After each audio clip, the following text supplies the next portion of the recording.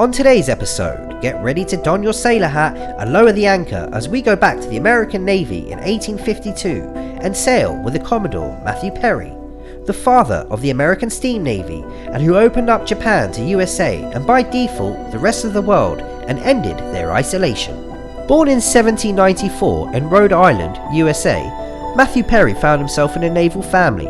His father, Christopher, was a captain in the US Navy, a high rank at this time, as the American Navy was rather small in 1794. In fact, the American Navy consisted of nothing bigger than well-designed, well-armed frigates and other smaller vessels. By 1809, Matthew Perry joined the US Navy as a midshipman. Matthew Perry had a fairly undistinguished career in the War of 1812, the war between the US and Great Britain, as he spent much of this war blockaded aboard the USS United States in New London, Connecticut. After peace was established with Great Britain, he then served on warships in the Mediterranean and West Africa, suppressing the Barbary pirates and the African slave trade.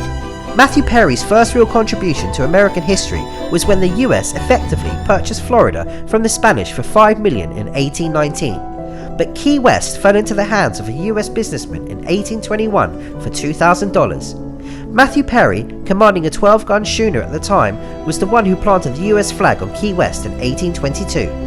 From 1833 to 1837, Matthew Perry was a captain and was second in command of the Brooklyn Navy Yard. There, he oversaw the construction of the second steam-powered frigate, USS Fulton.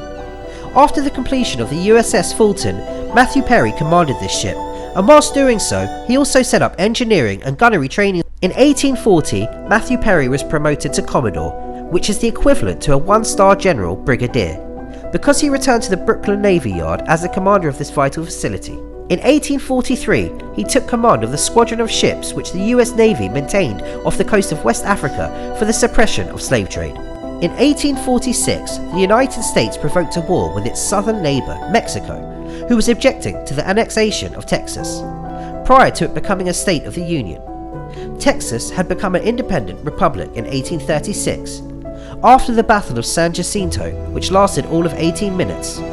This should give some idea of the weak military powers of the state of Mexico at that time. So while Commodore Matthew Perry played a distinguished part in the war, indeed ending up as the commander of all US naval forces, effectively he was pushing against an open door. Towards the end of 1852, Commodore Matthew Perry was tasked by the President of the US at that time, Millard Fillmore, with the task of opening up relations with Japan. But why Japan though? Let's find out. By the end of 1852, the USA was interested in bringing the 270-year isolation of Japan under the Tokugawa Shogunate to an end.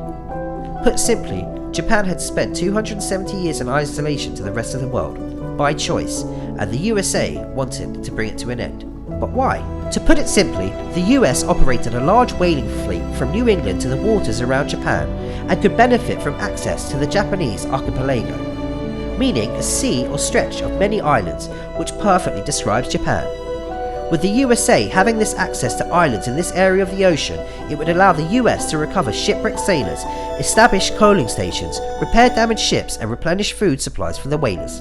Japan enjoyed their self-isolation, but in the beginning of the 17th century CE, Japan was effectively invaded by the Portuguese, directed by the Jesuit priests who were attempting to convert Japan to Roman Catholicism with some success, while trading for porcelain, silks, tea and any number of other products in demand in Europe in return for guns, artillery and gunpowder. Yet Japan, rather sensibly, expelled all Europeans as soon as they had learned how to master the technologies to make guns, artillery and gunpowder, and had a very high literacy, over 75%. They no longer needed to trade, and banned Christianity and all contact with the outside world, except for a Dutch trading post on a miserable little island in Nagasaki harbour, and kept to their isolation once more.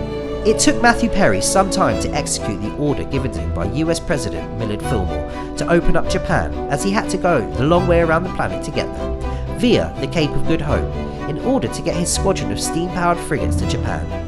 You may wonder, why didn't he just cross the Pacific? Well, there were no coaling stations established, and his ships did not have the range without them. All the need more to get to Japan. It took until 1853 for Matthew Perry's expedition to reach Japan. With such a journey, Matthew Perry had time to consult experts and study books written about Japan. The Japanese reaction to Matthew Perry's arrival close to their capital of Edo was to redirect him and his steamships to Nagasaki, the port open to the Dutch to maintain limited contact, as they didn't want him so close to their capital or to them. Matthew Perry's reaction to this was to exercise gunboat diplomacy, meaning he put on a technological show, has 4 steam-operated frigates were equipped with the most modern rifled artillery, which could fire explosive shells. In contrast, the Japanese Navy was still equipped with outdated ships and guns. The price of isolation came home to roost.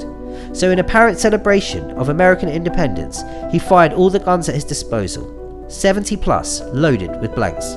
The Japanese reaction was muted, largely as a result of the shogun being ill. Yet Matthew Perry, exercising foresight, had a letter from the US government translated into Japanese as a final port of call because visiting the Japanese archipelago, which he demanded to present. The shogun's deputy, who did not view receiving a letter as a breach of sovereignty, eventually decided to accept the letter, but asked Matthew Perry to move from his anchorage to a beach to the south, which Matthew Perry did. On the 14th of July, at a beach in Kunohama, now a suburb of the modern Japanese city, Yokosuka, Matthew Perry presented US President Fillmore's translated letter to representatives, whom he imagined came from the Emperor of Japan, but were in fact minions of the shogun. Matthew Perry departed, promising to return in a year. However, in a typical act of gunboat diplomacy, Matthew Perry returned in roughly 6 months, when after some resistance, he was allowed to drop anchor at Kanagawa, now a suburb of Yokohama.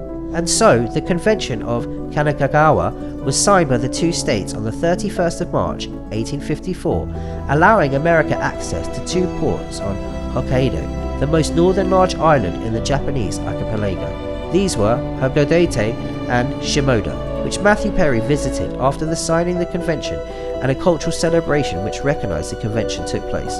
Matthew Perry departed Japan still not grasping the political-cultural point of Japan, demonstrated by the fact that the imperial officer who signed the convention for Japan was actually the head of the educational department, and the ports of access granted to the US were the furthest away from the capital, although the ports did suit the American whaling community.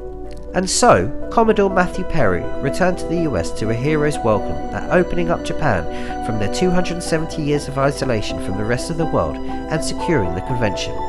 Not to mention, he was granted a bonus of $20,000, just over $500,000 in today's money. Don't forget to like and subscribe to our channel and watch our next episode.